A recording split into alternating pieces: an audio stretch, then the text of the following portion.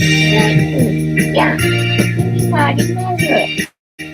皆さん、こっちにもあります。ババンババンバンバアミバミバミバババババンバンバアミバモモババンババンバンバアミバミバミバババンババンバはい、リバモモなんでそうなるのかな。こっちにもあるっつってんのによ。はい、気づいたね。はい、藤子さんでございます。本日もお付き合いよろしくお願いいたします。この番組はお休み前の約1時間、10時5分ぐらいから11時ぐらいまでの間、皆様と楽しい時間を共有して、いい夢見れるライブを目指しておりますので、皆様積極的に参加してくださいませ。で、番組の前半はこのようににゃんこにカリカリとかつお節を用意しておりますので、猫の姿がそこそこ楽しめると思いますので、猫目的で参加される方は、ぜひ番組の冒頭にスマホを握りしめ、パソコンの画面にかぶりつき、息も止めて瞬きもせず、ご視聴いただくことをお勧めしておりますよ。そしてそのままくたばらないようにご注意くださいませ。ちゃんとチャンネル登録とグッドボタンを押してスパッチャを投げてからくたばるようにしてくださいね。で、今画面に収まっておりますのが三毛猫のたまちゃん、白黒のくーたくん、グレーのぐーちゃん、画面に収まっておりませんが、チャトラのまさるくん、白茶のゆりさんと、我が家には全部で5匹のかわいい猫ちゃんがおりますよ。で、5匹のかわいい猫ちゃんがいる生活ってどんな感じなのかなっていうのをちょっと楽しんでいただけたらいいんじゃないのかなと思いますよ。で、猫のことをもうちょっと詳しく知りたいよと思われる方は、概要欄のところに猫紹介してありますので、そちらを読んでいただけたらいいんじゃないのかなと思いますよ。で、同じく概要欄のところに Amazon のウィッシュリストのリンクが貼ってありますので、そちらからシーバをポチッとご購入いただければ、我が家に届く便利なシステムとなっておりますので、にゃんこにシーバあげようかなと思われる方は、そんな便利なシステムをご利用いただくことをお勧めしております。はい。クータ今日は、食べてないの。でも今、煮干しを加えておりますよ。一応煮干し加えてくれるんだよね、クータはね。加えてはくれるんだけど、最終的に飲み込んでないんだよね。なので、上手に今日も煮干しが残っておりますよ。はい。で、一日一個、猫に関してのお話もしませんので、これから皆様と一緒に乾杯しようと思いますので、お付き合いよろしくお願いいたします。で、乾杯の時に、ジャスティースって言います。で、なんでジャスティースって言うかっていうと、後ろにいるうさ耳をつけていて、左腕が取れている黒い観音様がこの番組のチーママでございまして、名前をたけしと言いますよ。で、たけしの言葉で乾杯のことをジャスティースって言いますので、一緒に言っていただけると嬉しいです。はい、では行きますよ。せーの。ジャスティース、クータジャスティース。頑張って食べようとしているね。頑張って食べようとしているんだけれども、なかなかね、口の中に入っていかないんだよね。頑張ってくれてるだけありがたいよ。はい。今日は塩がちょっと入った氷入りの水でございます。今日はね、意外とポットの中に入ってるお湯全部使ったのよね。なんかね、結構ね、涼しいんだよね、エアコンがちゃんと効いてて。だから、あれ、今日もしかしてそんな暑くないのかななんて思いきや、洗濯物取り込んだらな、しっかりと暑いからさ、いや、暑かったな、今日な、みたいなね。で、食器洗いとかするときもさ、今ね、夏だからさ、水で洗ってんだけどもさ、その出てくる水がまあぬるいんでな、あ、これは暑いわっていう感じで、今日も外はね、相当暑そうだぞって感じなんだけど、まあ遮光カーテンで締め切ってね、で、エアコンつけっぱ大作戦のおかげでさ、まあ部屋は涼しいわけよね。だからなんか全然そんなに外が暑いとは、思えない感じなのでね、朝パラパラホットコーヒーを飲み、で、まあ朝とりあえずホットコーヒーは飲むんだけどさ、もう最近はそれっきりになってたんだけど、今日なんとなくね、なんか、YouTube 見まくってたわけよ。なんとなく今日は YouTube を見まくってたおかげでね、なんかね、なんか食べたいみたいな感じになって、で、まあ朝食べてたチョコのお菓子ね、それを残り明日の分に取っとこうと思ってたんだけど、それをおやつに食べてしまったんでね、で、チョコのお菓子食べるとさ、まあコーヒー飲みたくなるんでね、コーヒーを飲んで、で、今使ってるマグカップがね、ホールのマグカップがさ、今まで普通に飲んでたマグカップの、どうやらね、2杯分ぐらい入るっぽいんだよ。だからね、その放浪のマグカップでコーヒーを2杯飲んでしまうと、もうほぼね、ポットの中のお湯はなくなるわけよ。そんなんで今日は珍しく夏で暑いっちゅうのにな、普通にホットコーヒーを飲みまくりで、ポットのお湯がなかったので、水でジャスティスしてるっていうね、ご説明でございました。てんたまさん、今夜もジャスティス。藤子さん、皆様こんばんは。暴走は本日も皆様はいらっしゃらないようでございますよ。来てくれてありがとうございます。ね、一人ぼっちで、さすがに1時間喋り倒せないからな。で、なんかね、今日、なんとなく YouTube 見まくってたっていうのがさ、まあ前からね、なんかここ数日、なんか最近始めたのかなっていう感じの YouTube のチャンネルっぽいんだけど、なんかね、サムネがずっと出てたんだけれども、それをずっと見てなかったんだけどね、なんか今日たまたまなんか気になったんだろうな。あ、なんか選挙絡みのあれで上がってきてたのかな。で、それが気になって見たのかな。そしたら意外とね、面白かったんだ、その動画がさ。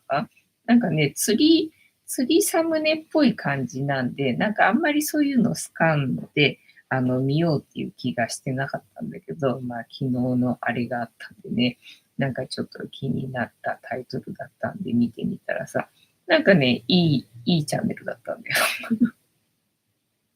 なんかね、いい感じだったんだよね、私的にはね。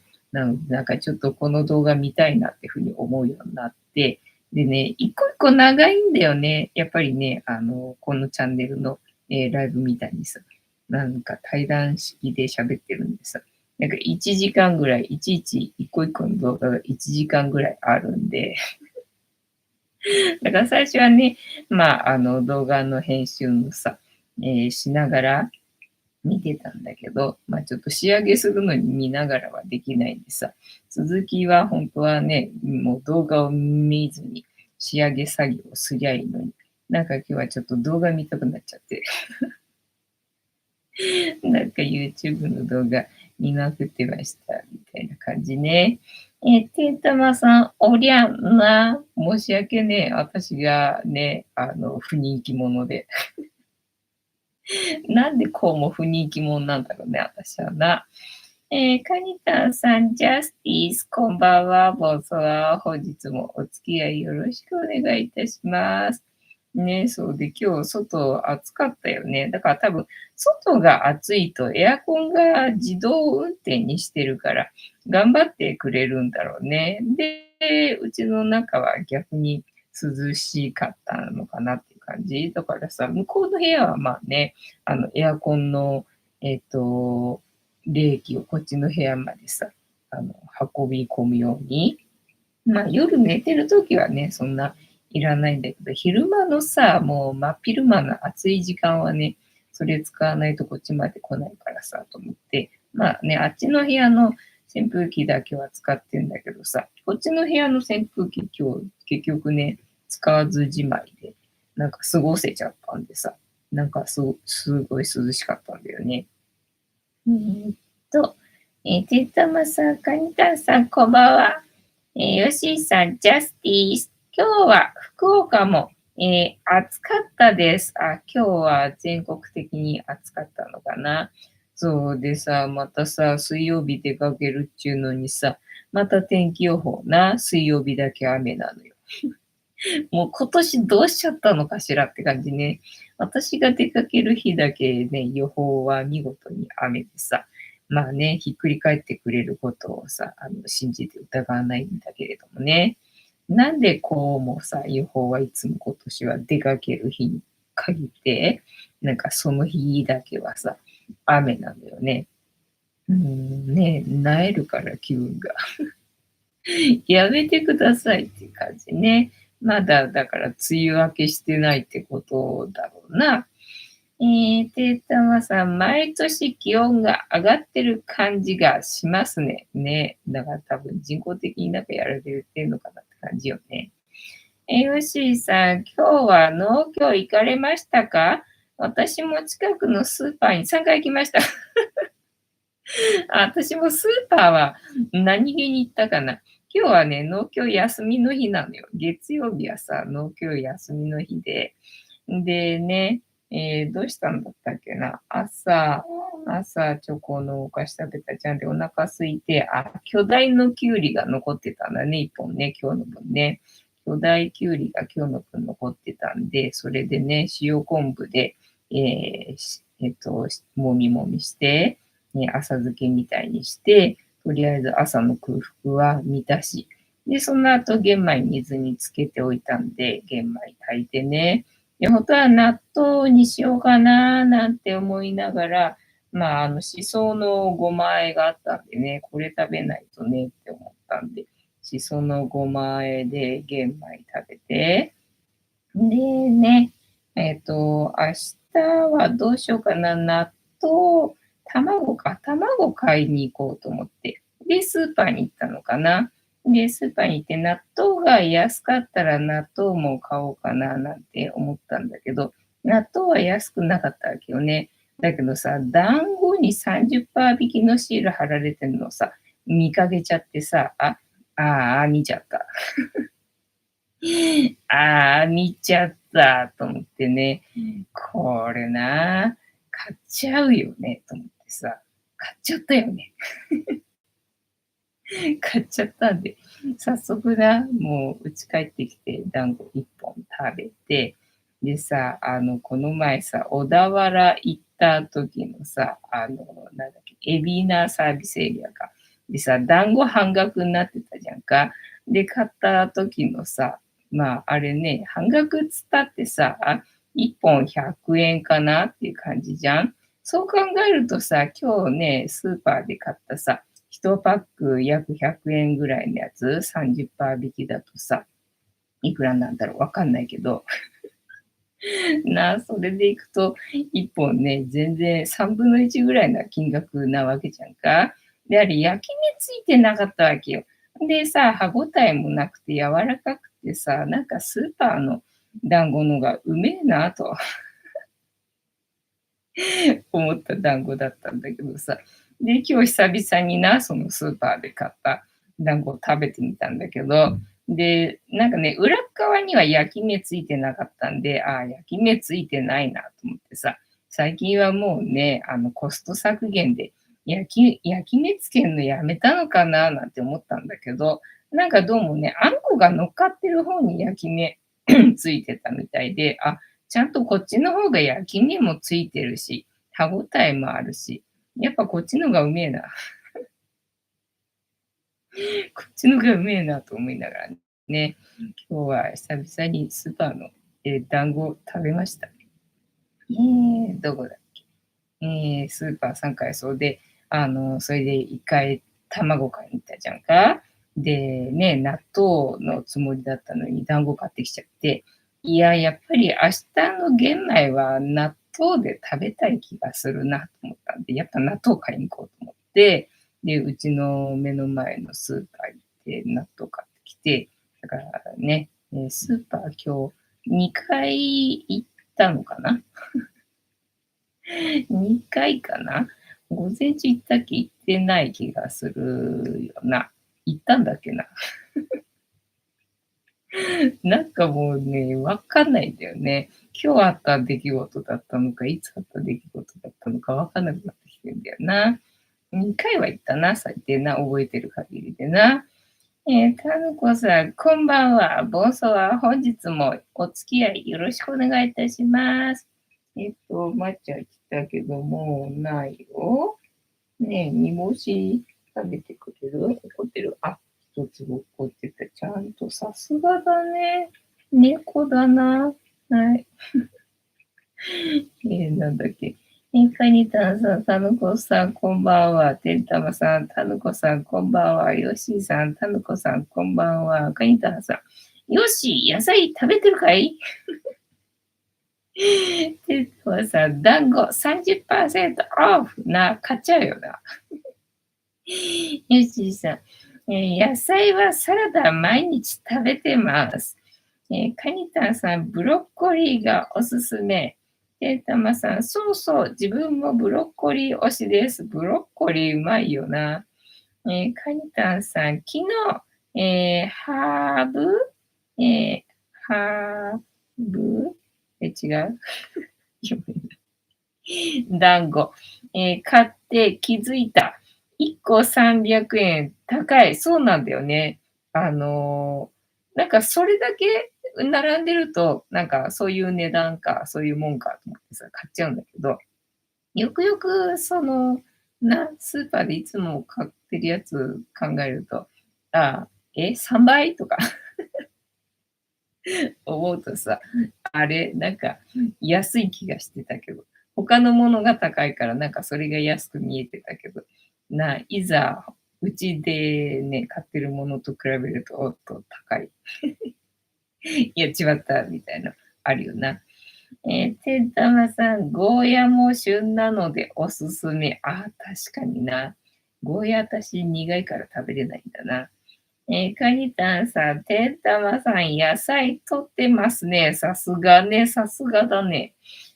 たぬこさん、カニタンさん、こんばんは。てんたまさん、こんばんは。てんたまさん、カニタンさん、ゴーヤを食べながら沖縄に思いを馳せているのです。沖縄行きたいんかい？タルコさん、ヨシさん、こんばんは。ねえ、ゴーヤはな、苦いんだよね。白いゴーヤでも苦いんだよね。ちゃんとゴーヤはゴーヤなんだよね。苦いんだよね。大樹さん、藤子さん、皆様こんばんは。ボンソワ。本日もしぶとーくやっておりますよ。そういえばそうそう。今日はね、なんかね、電車の動画見てた。電車の動画見てたな。あ、そう。グリーン車ね。グリーン車乗ったことないんでさ、ね、グリーン車乗ってみようかなって。あ、そう、だからさ、バスツアーが中止になっちゃったわけよ。楽しみにしてたやつ。楽しみにしてた。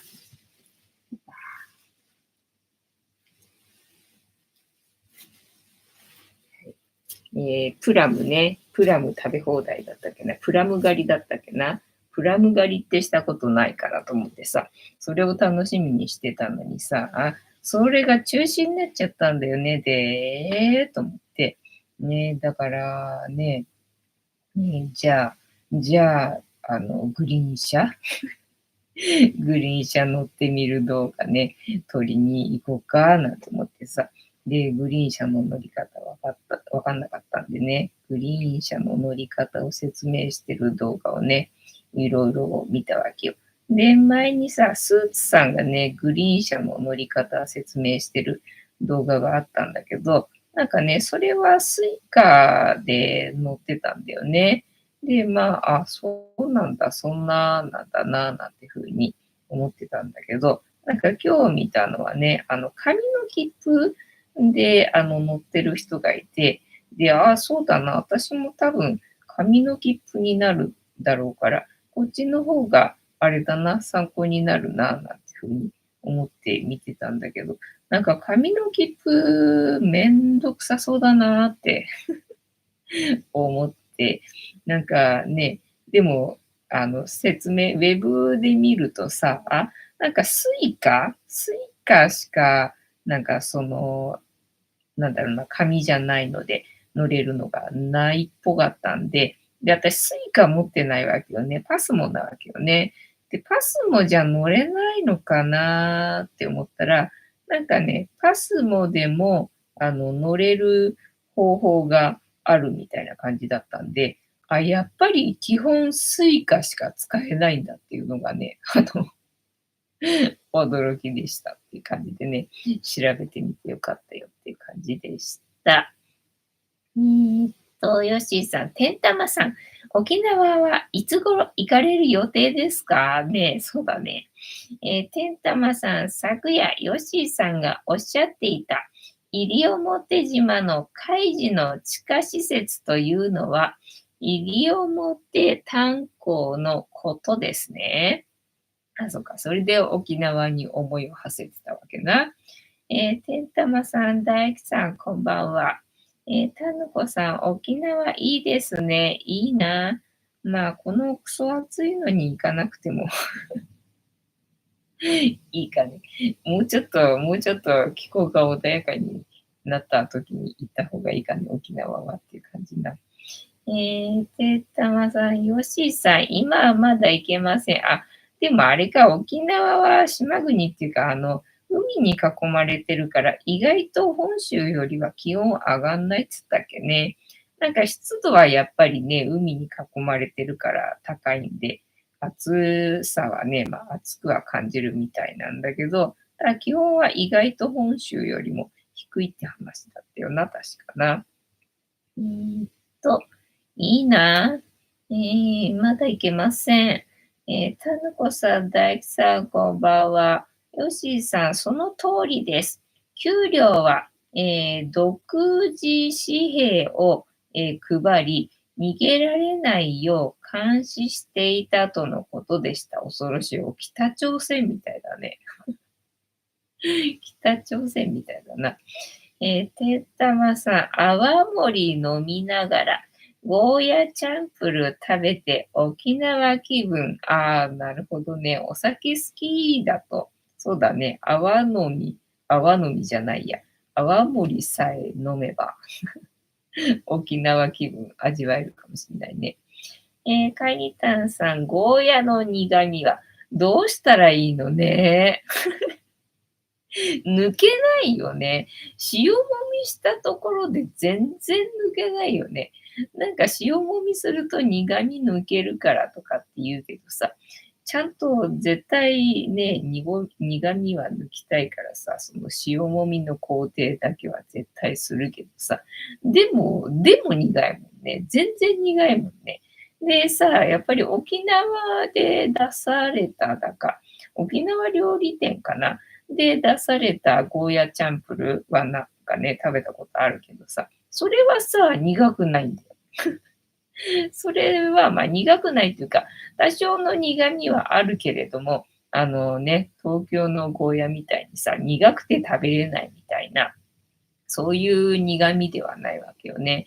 まあ、この苦味だったら普通に食べれるよっていう感じでさ、その本場のっていうのかな、その飲食店で出されるゴーヤチャンプルはまあ食べれるんだけど、とにかく自分で調理したね、野菜から調理する、ゴーヤは苦味がさ、もうほんと苦くて苦くてな。だからいろいろ昔したと思うんだよ。肉詰めにしてみたり、なんか天ぷらにしてみたり。まあね。その調理した分は食べたんだったっけな、どうだったっけな。まあ自分一人では食べないかもしれない。なんか誰かしらがいて、まあ誰かしらに食べてもらえる時だけ作ったのかもしんない。なんか自分一人でね、なんかゴーヤ食べきったなっていう記憶がないんでさ、なんか食べきってない気がするんだけど、なんか肉詰めにしてみたら、あ、嫁やってた時かな。嫁やる前じゃなくて、嫁やってた時かもしんないな。ゴーヤがさ、ね、育ててたもんだからさ、毎日のように大量にね、できるわけよ。もうしょうがないからっていうか、まあ、私は苦手だけど、苦いのがな。ただ他の人はみんな酒飲みだから、やっぱり酒のつまみになるのかしんないんだけど、苦いのがさ、割と食べんだよね、みんなね。で、自分で調理したのはさ、やっぱり苦いなと思って。なんかお店で食べるゴーヤはなんであんな苦くないんだろうっていうのがすごい不思議でしょうがなかったんだけど、まあとにかくうちで調理するゴーヤは苦いわけよ。なんかさ、薄くスライスしたり、薄くスライスしてさ、で、鰹節とね、なんか和えると、苦味がね、薄れるとかって言うけど、いや、苦いって。全然苦いって感じね。なんか塩もみして鰹節とね、なんかあえて薄切りにすれば大丈夫だよって話だったけど、まあ苦いわけよ。でもまあそれが一番苦くなく済むのかなと思って、まあそれでやったりとかしてたかな。で、結構みんな食べるんだよね。いや、よく食べんな。よくこんな苦いもん食べるなと思うんだけど、やっぱりあれかね、お酒飲んでると平気なのかね、苦いのはね。てんたまさん、モルヒネ打って炭鉱から逃げられないようにしてたらしいですね。ああ、そうなのね。てんたまさん、カニタンさん、塩を振って30分置いて、冷水で流すと苦味が取れるらしいですよ。そうそうそう。なんか調べるとさ、そういうこと書いてあるじゃんか。いやー、取れないよ。全然取れないよ。だから種類が違うのかな、その沖縄とか、なんか料理屋さんからで出てくる荒野とな。なんか違うのかなと思うんだけど、お店で出てくる荒野チャンプルーはまあ別に食べれんだよね。だからといって自分で作るとまあ苦くてさ、全部苦くなっちゃって、そうでカレーに入れたことあるよ。カレーに入れたことあるけどさ、もうカレー全部苦くなっちゃって、いや、もう食べれない。全然食べれないよ、これって感じだったね。もうなんだろう、青臭くなっちゃってさ、野菜の青臭いカレーみたいな感じ。もうカレー全然負けてるの、ゴーヤにさ。いやーと思って、失敗こいたなと思って。もうそれっきりね、絶対ゴーヤはカレーに入れないってね、もう心に誓ったけどさ。いや、びっくりするよ。だってカレーに入れちゃえばさすがになんとかなんだろうと思ったのにさ、もう全然、カレー味じゃなくて、ゴーヤ味っていうの。いや、もう地獄だった。これはダメだっていう感じだったね。もうそれっきりね、ゴーヤと格闘することはね、もうやめたよね。だから自分は食べないけど、その鰹節で和えたやつは意外とみんな食べるんでさ、これは食べるのねと思って。だからまあそれでずっと出してた気がするな。なんだっけ。てんたまさん、ヨッシーさんとカニタンさんは、西表島では何を食べていましたかね。ヤンバルクイナでも食べてたんかい。ヨッシーさん、モルヒネ、そうなんですね。今はレンタカーを近くに駐車して、国家、じゃ、木道で見れるようになってますが、当時の建物などはなく、基礎部分とか地形から想像するしかありませんが、立札にそのような記憶が、記載がありました。なるほど。吉井さん。早期そば、弁当、民宿の朝食と夕食、美味しかったです。美味しそう。美味しそうだな。てんたまさん、緑の牢獄というドキュメンタリー映画で、西表炭鉱のことを扱っていますね。そうなんだ。吉井さんじゃない、てんたまさん。ソーキそば、一度食べてみたいですね。でも、ソーキそばはいろいろね、その沖縄料理店に行けば絶対置いてあるから、いつでも食べれそうな感じがするけどね。まあ、本場のってことかな。現地で食べてみたいって感じかね。おしいさん、緑の牢獄見てみますね。なんかそうやって言われると、ちょっと見てみたくなるよな。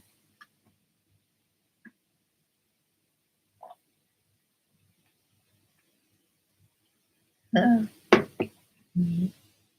で、今日見てた YouTube はさ、まあ、食糧難だとかさ、富士山噴火だとかさ、太陽フレアだとか、まあ、それらのものがね、来ますよっていう話で、まあ、来るつもりでね、備えとけば間違いないから、まあ、いいんでしょうと思って。まあ、言ってる本人たちもね、まあ、外れてくれるといいんだけどねって言いながらね、外れてくれるといいんだけど、まあ、そういうビジョンが見えてるんでね、備えてますよ、みたいな話だったんだよね。で、そうか、と思ってな。で、まあ、富士山が噴火すると、やっぱりね、灰が4センチ積もるから、だから高速道路にね、もう斜面は登れなくなるんで、車が。だから走れなくなるよと。車走れなくなるよってね、なんだ、坂道を登れなくなるから、で、太陽フレアが来ると、電気制御されてる車は使えなくなるよって話でな。で、まあ今、ね、電気制御されてない車なんて、まあほぼないじゃないかっていうのでな。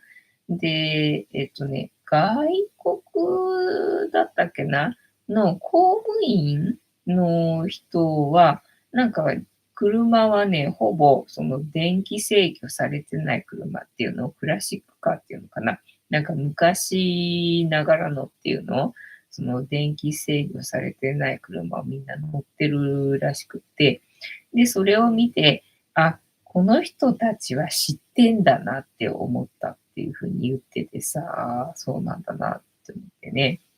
だからどうやら知ってる人は、そうやってね、電気制御されてないものにさ、なんか乗り換えてるらしいんだよね。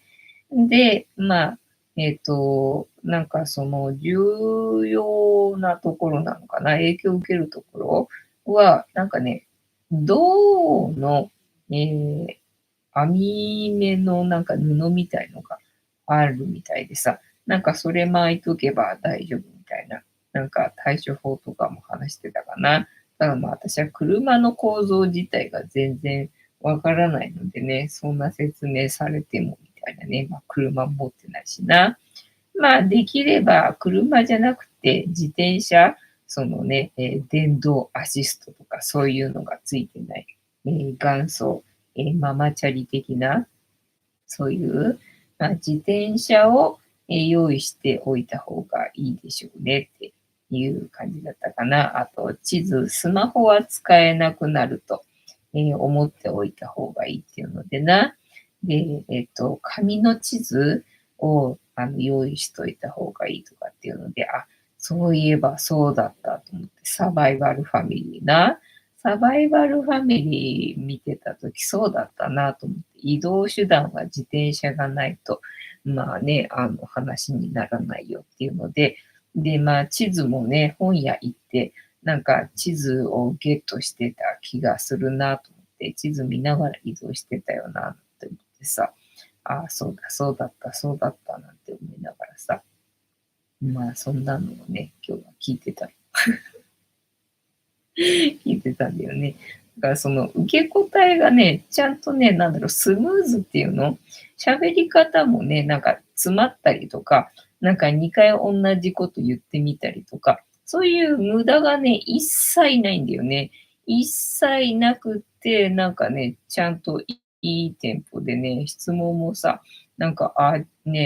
上手に質問するな、みたいな、上手に説明するなっていうね、感じだったんだよね。だから見れちゃって、なんとなく見れちゃって、今日はその動画をさ、ずっと見ちゃったんだよねって感じ。えーっと、てんたまさん、高松って沖縄料理店長く続かないんですよね。あ、そっか、そういうのはあるか。長く続かないお店って、まあ、あるもんね。パニタンさん。行きつけの店が沖縄出身の料理人で、ゴーヤチャンプルーにお麩が入ってた美味しそうだな。フーチャンプルーは別物だと思ってたので驚き、フーチャンプルーっていうのがあるのか。ゴーヤが入ってなくて、お麩で作ったフーチャンプルーっていうのがあるのか。それは知らなかったな。で、ゴーヤチャンプルーにもお麩が入ってたっていう感じなのか。てんたまさん、お麩入りのゴーヤチャンプルー美味しそうですね。ね、お麩入りは知らなかったな。ゴーヤチャンプルーっていうと、まあ、ゴーヤと卵と、豆腐が入ってた気がするよね。あと、あれか、豚肉かなんかは入ってるんだっけ。沖縄料理は必ずって言っていいほど豚肉使われてたっけね。だから豚肉入ってたっけねっていう感じかな。私の母親が作ってた、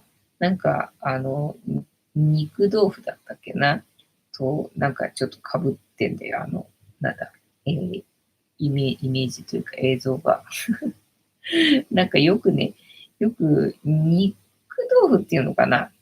作ってたんだよね。とにかく玉ねぎとピーマンと、で、やっぱり豚肉かなんかが入って、で、豆腐で炒めてるやつが、まあね、もうほぼ毎日のように、ほぼ毎日のように上がってて、で、母親が豆腐好きだったんだよね。だから多分しょっちゅう作ってたんだとは思うんだけどさ。まあ子供はスパゲッティだとかハンバーグとかカレーとかが好きなんでね。で、毎日それが出てくるからさ、もう他にねえのかよって思ってたんだけど、今だったらあれ一人で鍋いっぱい食べれる。一人で鍋いっぱい食べれるんだけどって感じなんだけどさ。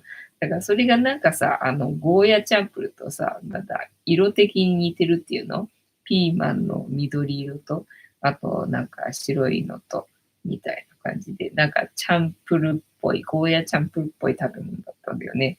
それと今被っちゃっててさ、ゴーヤチャンプル何入ってたっけと思ってな。えーっと、お麩入りのゴーヤチャンプル美味しそうね。おしいさん、そうめんチャンプルも美味しいですよ。あ、それは美味しいだろうな。てんたまさん、フーチャンプルは食べたことないですね。初めて聞いたね。知らなかったね。カニタンさん、卵に浸した、麩が焼いてあって、野菜とか入ってる美味しそう。美味しそうだな。お腹すいたからな。飯テロだな。てんたまさん、そうめんチャンプルですと。それは作りたいですね。ね。そうめんはだからよくそうめんチャンプルにして食べてたかもしれないっていう感じな。カニタンさん。野菜と余ったそうめんと肉かシーチキンを炒めてください。なるほどな。ごま油で炒めて、まあかけてかけて食べてたかなって感じだけどね。あ、キムチかなんか乗せたらいいのかな。てんたまさん、フーチャンプルーも美味しそうですね。ダイエットにも良さそう。どうだろうね。風は小麦粉だから同じじゃね。違うのかな。てんたまさん、そうめんチャンプルーすぐ作れそうだね。てんたまさんのお家にはそうめんが常備されてそうだから、すぐ作れんだろうね。まあそうめんだったらすぐ茹でられるし、まあそれね、中に炒めればいいって感じだから、すぐ作れそうだよな。宮崎さん、ヨッシーさん、宮崎さん、こんばんは。ボンソは本日もしぶとくやっておりますよ。じゃあ、タロットカードタイムでも行こうか。本日もタロットカードタイムでございますので、78枚の中から1枚引きまして、今の私たちに必要なメッセージいただこうと思います。で、このシャッフルは皆様のストップの掛け声で止まりますので、ご協力よろしくお願いいたします。そうで、さっきね、そうめんのトッピングって何がかなと思って画像検索してみたけど、まあ、やっぱり夏に食べるからね、オクラとか、あとね、トマトとかかな。まあ、ほぼ、冷や中みたいな感じでね、食べてる人が多いっぽい感じだったけど、ハムとか、あとなんだっけ、かまぼこの、刻んだのとか、乗せてる人が多いみたいだったけどさ、あ、そうかと思って、まあ、オクラとかね、トマトはいいかもみたいなね。あとね、アボカド乗せてる写真もあったかな。アボカドもいいね。みたいなね、感じだったな。てったまさん、そうめんといえば、そうめんオフ会の集まり具合はいかがですか？はい、0人。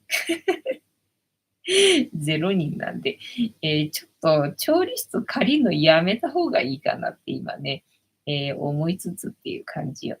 大工さん、はい、LINE でリアストップありがとうございます。というわけで、大工さんから LINE でリアストップいただきましたので、ここから6枚置きまして、7枚目のカード、今の私たちに必要なメッセージいただこうと思います。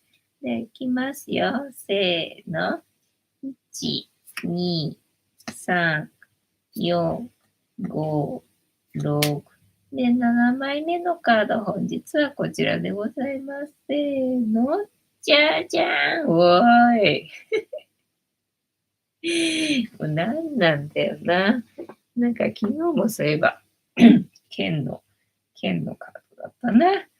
今日も、情報がいっぱいすぎて、もうわけがわかんないっていう感じのカードだな。な。はい、てんたまさん、うつだね。なんか考えすぎちゃって、もうわかんないってなってる感じだな。何本だ？ 1、2、3、4、5、6、7、8、9。9本でいいのか。ソードの、ーと、9、どうだ？合ってるか？合ってるっぽいな。これかな。絵柄の意味。ベッドで目覚めても現実が変わらず、はい。いつもの私やないか。光に暮れる女性の後ろに9本の剣が整然とかけられています。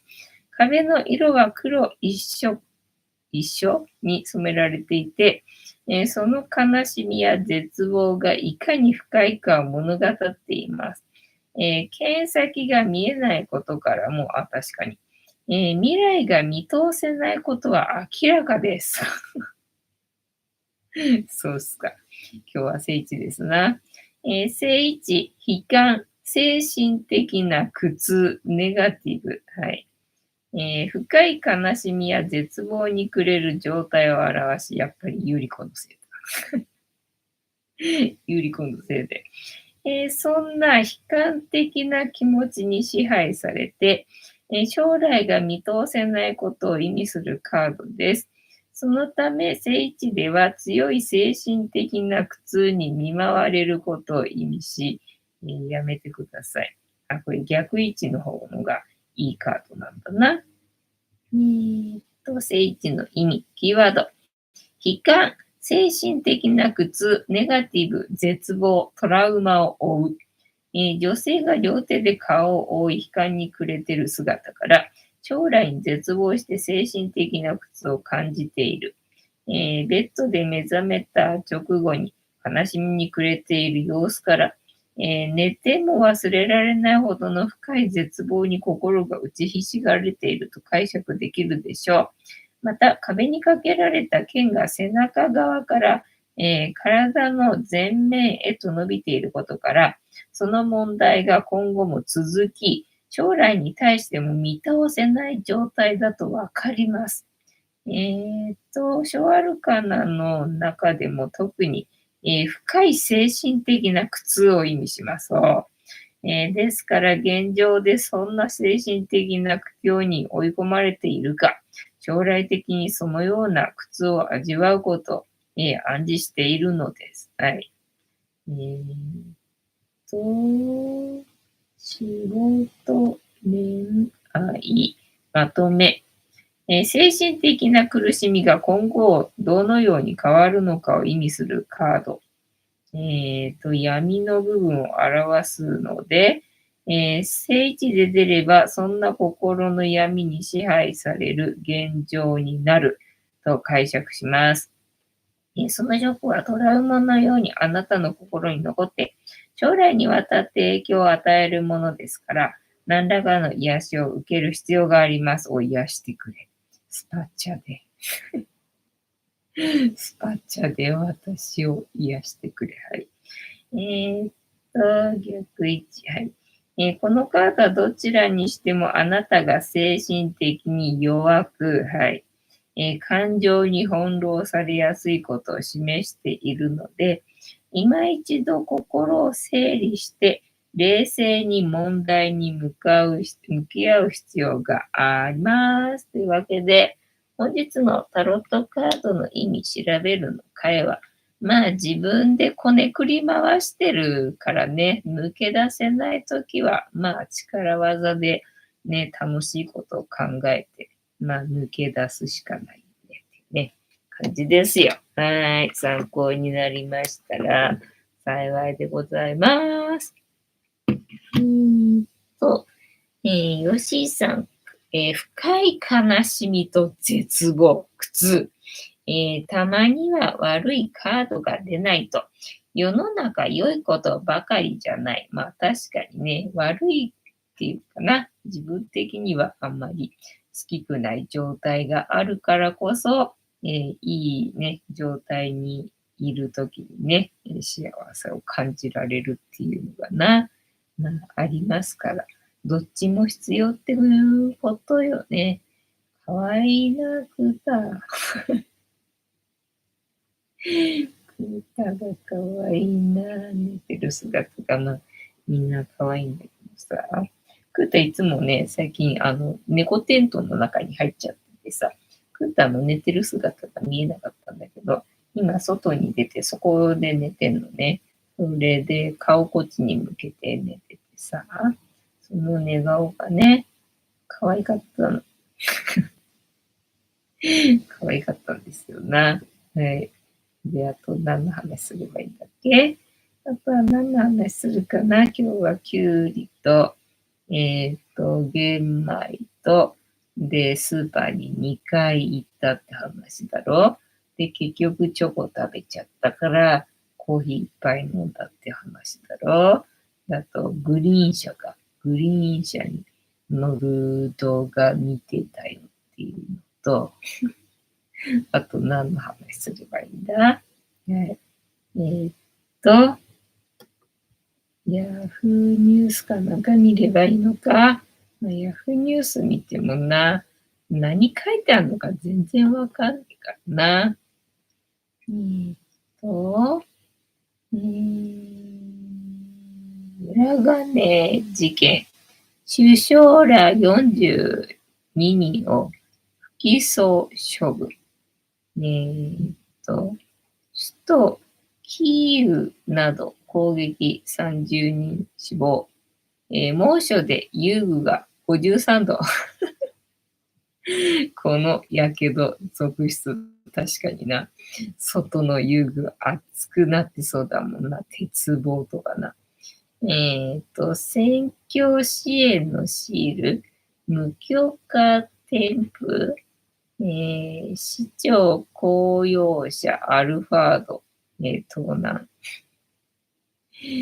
スタバ約10年。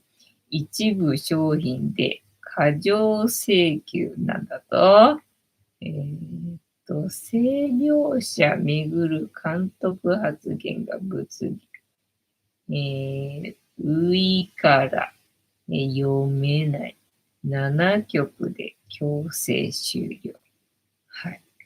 意味わかんない。裏金、首相ら42人を不起訴処分。不起訴ってことは、起訴されてないっていうことだから、問題ないよっていうことになったっていうこと。刑事告発されていた議員などすでに起訴された人を除く42人について不起訴処分としました。もうさ、どんどんめちゃくちゃな国になっていくな、こうやってな。はい。で、たさん、ヨッシーさんはメイド喫茶にも行かれてるし、西表炭鉱跡も行かれてるし、レジャーの幅が広いですね。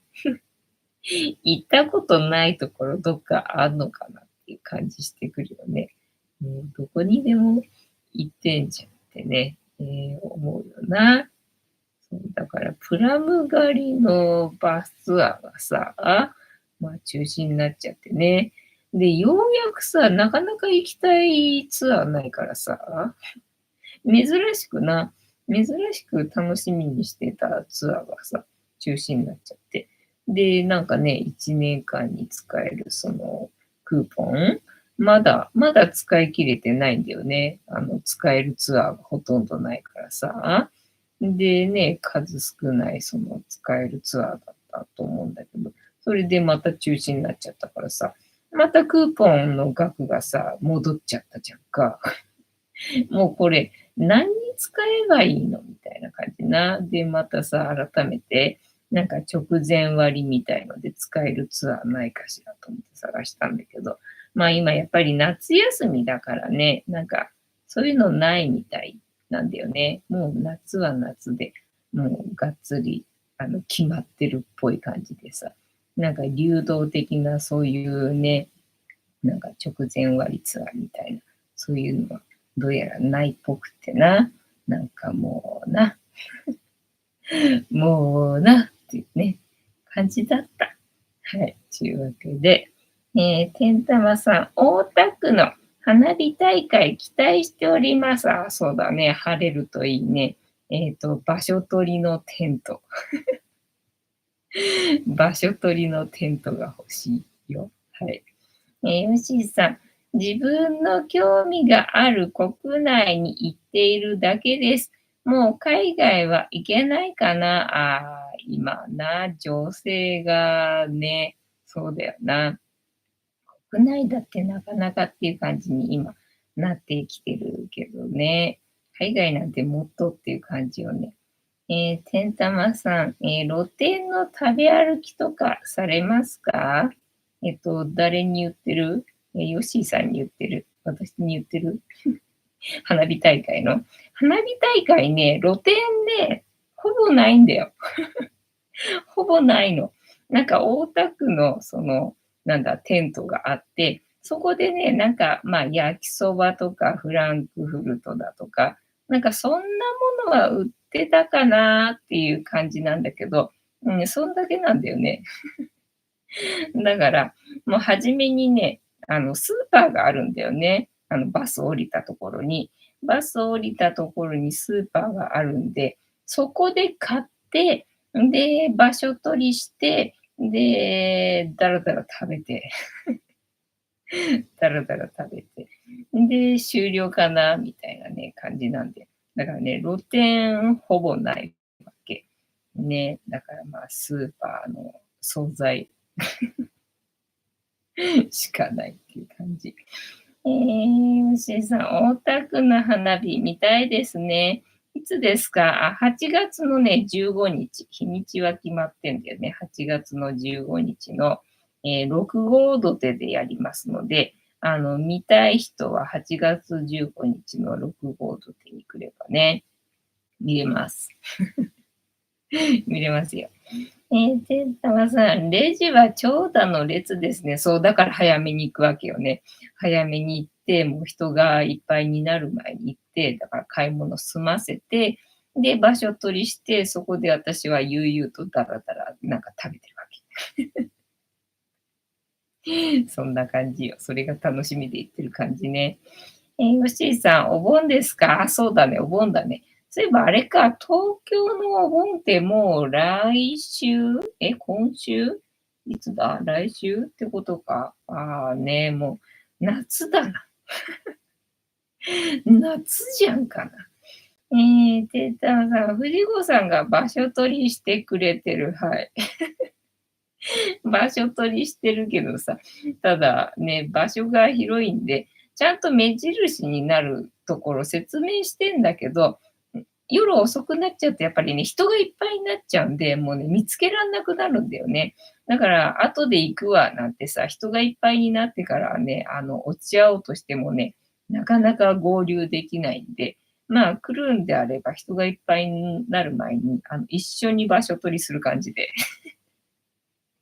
一緒にいないとね、夜暗くなってからだとね、場所見つけられなくて、なかなか落ち合えないっていうことになるよ。で、みんな携帯使ってっからスマホもね、繋がらないしみたいなことになるんで、まあちょっとね、夕方落ち合おうとするには、なんか作戦がね、必要だよっていうわけでね。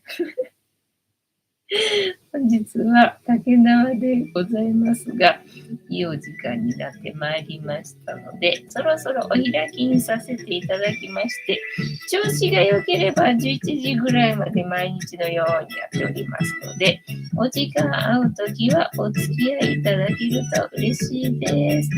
8月の上旬頃に引っ越そうと思っています。ああ、もうすぐだね。18年住んだ久留米少し寂しいでさ、18年も住んでたんだったらそれは寂しいよね。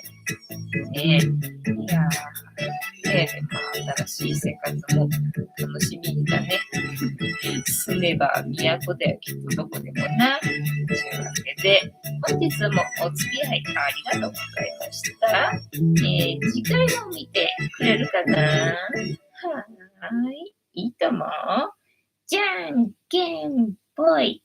はい。ではでは、いい夢見てね。おやすみなさい。バイなら。